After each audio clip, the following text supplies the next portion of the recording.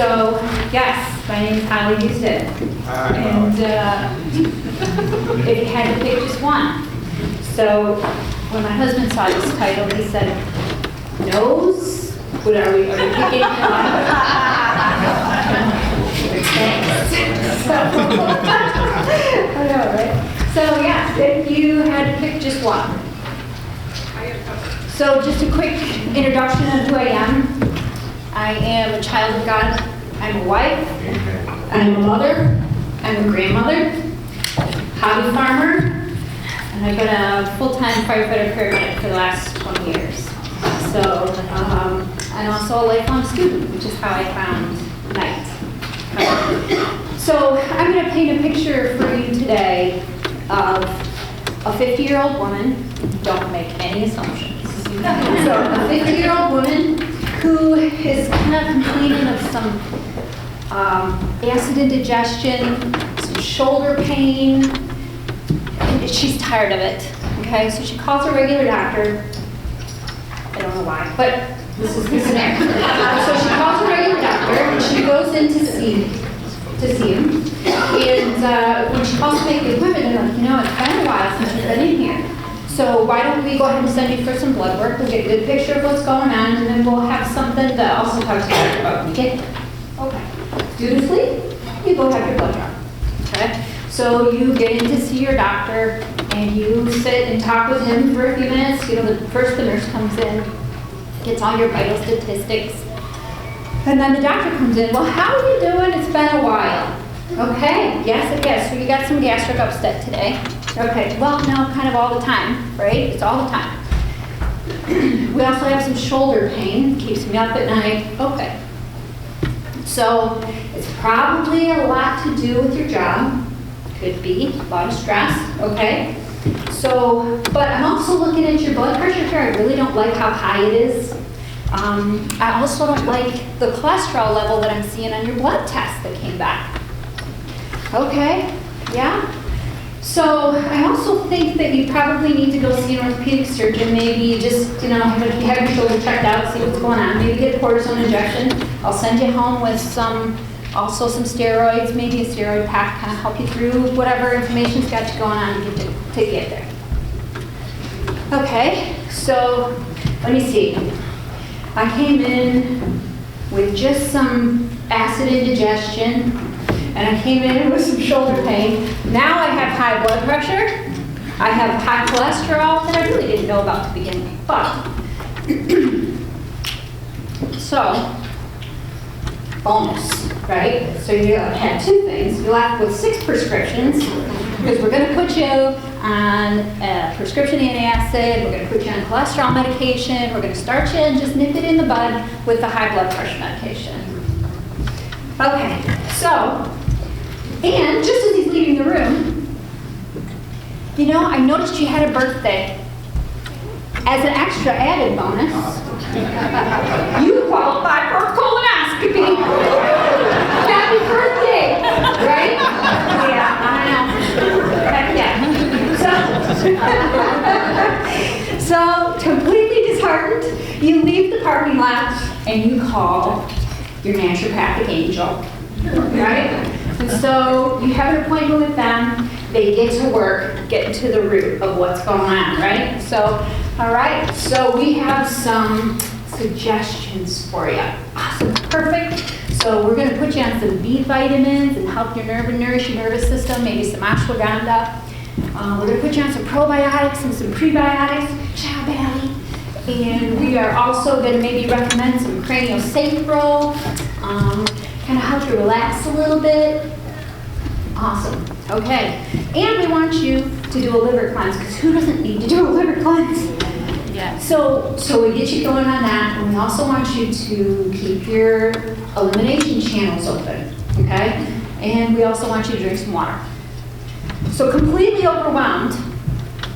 You're like, man, I'm so busy. I've got so much going on. How do I do all this? If I had to pick just one, if I had to prioritize just one of these things that you're suggesting for me today, what would that be? So,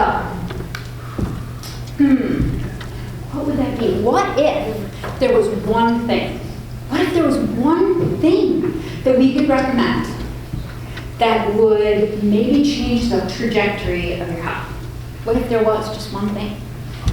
What if that one thing addressed so many of the chronic diseases that we have that plague us today, with arthritis, diabetes, stress, right? Anxiety, high blood pressure, cancer, Alzheimer's. What if? What if there was one thing? Well, what if all of these chronic things had their roots in the completely preventable condition of dehydration? What if? Wow, right? So, easy, not simple, right? There's a difference. Easy, not simple. So, could it be that simple? Just drink some water? I think so. I think so. So, what if I told you that our body has an entire water resource commissioner? And this water resource commissioner is prioritizing the little bit of hydration that we have available in our systems at every moment of every day. It's telling the Army Corps of Engineers, close this, open this, move this, let this go over here, but hold it from moving to this place right now. So this Water Resource Commissioner has a priority list, okay? In that priority list, your brain is number one, okay? Then your lungs, then your liver, and your kidneys, and your adrenals, okay? I want you to think glands, not just adrenals, because it's not just your adrenals, but they are the ones that present the most recognizable conditions that we have labeled, okay? And then way down on the bottom of the list are your muscles and your bones and your skin, okay? So what does this look like? What does dehydration in these areas that your Water Resource Commissioner is sending the necessary water to? For your brain, that looks like a headache. That looks like brain fog. That looks like confusion, okay? So as I'm explaining to you these things that we have labeled as maybe chronic conditions, I want you to think of them as your body's signal for water, okay? So maybe you have a headache, but you don't have thirst. We'll get to that in a minute. So lungs, what does dehydration, what signals are your lungs sending to you that you're dehydrated? That looks like a cough, that looks like asthma, that looks like bronchitis, okay? And it seems complex, but there's a whole lot of systems that move through that. Your liver, I want you to think sticky. You're dehydrated, everything's sticky inside, nothing's moving. So what does that look like as an outside symptom? That looks like toxins. I want you to think body odor, okay? So kidneys. Your kidneys are a filter, that's their main job. If you're dehydrated, they are forced to shift gears and move into a sodium finder, okay? And then they're looking for sodium anywhere in the body that they can find. Because sodium is salt, right? And water follows salt. And so what your kidneys are going to do is they're going to find it, and then you let the Water Resource Commissioner know we're going to move the salt into the priority areas, okay? And direct the water there. That's how it directs the water. So your glands, right? When you think of the glands, at the adrenals in there is the top priority. What does that look like? That looks like adrenal fatigue, stress, anxiety. And they don't shut off because dehydration is a state of emergency. What are your adrenals doing in a state of emergency? Constantly firing, right? And so they are trying to mitigate this state of emergency for you, okay? So on the low end of the priority list are your muscles, your bones, your joints, your skin. So what does that look like for skin? Dry, flaky skin. What about muscles? Cramps, muscle cramping, dehydration. Bones. Orthopedic surgeons are super busy, and that's because of dehydration. We've got joint replacements because where is a high concentration of salt is in your joints, your joint capsules, your bones. I did mention cholesterol. It got forgotten in the first part, but yes, cholesterol. Why? So I don't know if you can see this over here. On the far part of this diagram is what your vessels and vasculature look like if you're dehydrated. This is hydrated. So what happens is your body makes cholesterol to send to these sticky spots to make them smooth. And if they're already collapsed like that and your body's trying to help you, your veins and your arteries depend on water tension to help seal those gaps. If you don't have enough water in your body to seal those gaps, it's been prioritized other places because you're really dehydrated. Allie, I get so tired. I drink when I'm thirsty. Okay, good job. The only problem is we have ignored this signal from our bodies for so long that it is now the very last desperate cry of your body. By the time you're thirsty, you are so dehydrated, okay, that you've probably got other chronic disease going on, but we have a simple solution for that, right? That we can probably really address that and knock some of that out of the park. But Holly, I have to pee all the time when I drink water. Yes, you do. And I want you to think inside of your body. I want you to picture it like this very parched soil, okay? This is drought soil, right? So what happens when you get a deluge of rain when your soil looks like this? Can it absorb it at all? No, it runs to the lowest point, right? So that's what it's going to do for you. And what's that lowest point, right? That's your bladder kidney. So there you go. So what I want you to think about, right, is you have to do this in a way that your body can accept it and to make the most out of the water that you drink, okay?